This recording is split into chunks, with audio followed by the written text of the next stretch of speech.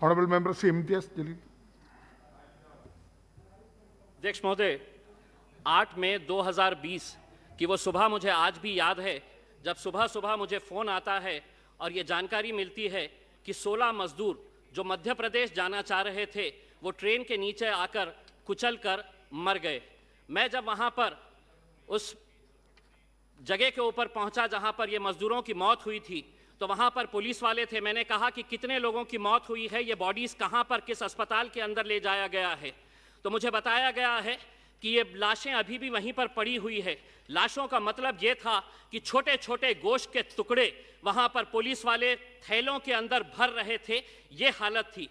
उस दिन टेलीविज़न के ऊपर ये खबर चलाई गई कि एक्सीडेंट के अंदर 16 मजदूरों की मौत हो गई। लेकिन मैं उस दिन भी कहा था, एक बार फिर से आज यहाँ पर दोहराता हूँ कि वो एक्सीडेंट नहीं था बल्कि हत्या थी, और वो हत्या के जिम्मेदार हम सब लोग हैं जिन्होंने इन मजदूरों को सड़कों के ऊपर छोड़ दिया था। ये महज एक इत्तेफाक हो सकता है कि उसी दिन अखबार के अंदर ये खबर आई थी कि विदेशों में रहने वाले जो भारतीय हैं उनके लिए विशेष प्लेन चलाए जाएंगे। क्या ये मजदूरों को हमने मरने के लिए सड़कों के ऊपर इसलिए छोड़ दिया था कि इनकी याद हमें सिर्फ इलेक्शन के वक्त में आती है, और इनके लिए जो विदेशों के अंदर रहते हैं उनके लिए विशेष फ्लाइट्स का प्रबंधन किया गया था? अध्यक्ष महोदय, मैं मंत्री जी से पूछना चाहता हूं, आज 6 महीने के बाद क्या हिंदुस्तान का एक भी शहर ये दावा करके कह सकता है कि हमारे पास आज पूरे वेंटिलेटर्स हैं, हमारा मेडिकल इंफ्रास्ट्रक्चर पूरी तरह से सक्षम है?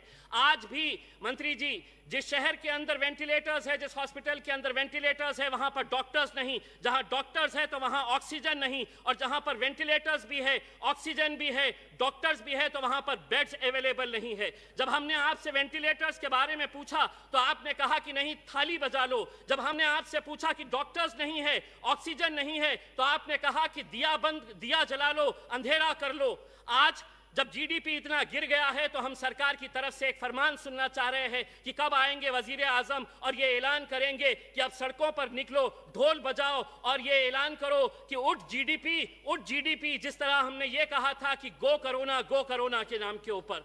हमने अपना मजाक पूरे मुल्क में नहीं बल्कि पूरी दुनिया के सामने ये किया था। आज चाइना के अंदर इस बीमारी का जन्म हुआ, इटली, ब्राजील, स्पेन के अंदर ये पली बड़ी, जैसे ही भारत के अंदर आई तो ये हिंदू और मुसलमान का शक्ल इख्तियार कर ली। बड़ा अफसोस होता है मंत्री जी हमें, जब इस सदन के अंदर बैठे हुए एक सांसद ये कहते हैं कि ये बीमारी इस देश के अंदर फैली तो तबलीगी जमात की वजह से फैली। अगर कसूरवार कोई था तो उसके ऊपर आपकी सरकार है, आप लीजिए उसके ऊपर कार्रवाई। लेकिन इस तरह ऐसे मौके के ऊपर जब लोगों की जानें जा रही थी, उस वक्त हम हिंदू मुसलमान कर रहे थे। सारे टेलीविजन चैनल के ऊपर यह दिखाया जा रहा था कि यह बीमारी हिंदुस्तान के अंदर फैली है तो एक तबलीगी जमात की वजह से फैली है। अगर किसी की तरफ से कोई गलती थी तो आप बोलिए, आपकी सरकार है। लेकिन हम आपको ये कहना चाहते हैं मंत्री जी, प्लीज कंक्लूड।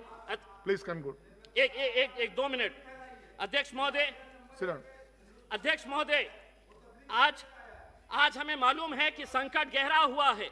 हम सरकार का पूरी तरह से साथ दे रहे। ऐसा नहीं है कि हम विपक्ष के अंदर है तो हम हर चीज की आलोचना कर रहे हैं। आपने मेहनत किए है, कोशिश किए है, लेकिन जिस तरह के जो फैसले लिए जा रहे थे ऐसा लग रहा नहीं था कि ये मुल्क के अंदर लोकतंत्र है बल्कि तानाशाही है कि 4 घंटे पहले आ जाओ, कह दो कि 4 घंटे के बाद देश बंद हो जाएगा, और देश बंद कर दिया गया है। आज अगर यही हालत रही तो अध्यक्ष महोदय 30 सेकंड सिर्फ, आज यही हालत रहा तो देश इस मुल्क के वजीर आजम को देखकर यही कहेंगे कि आखिर हम बोले तो बोले क्या, करे तो करे क्या। वाह मोदी जी वाह।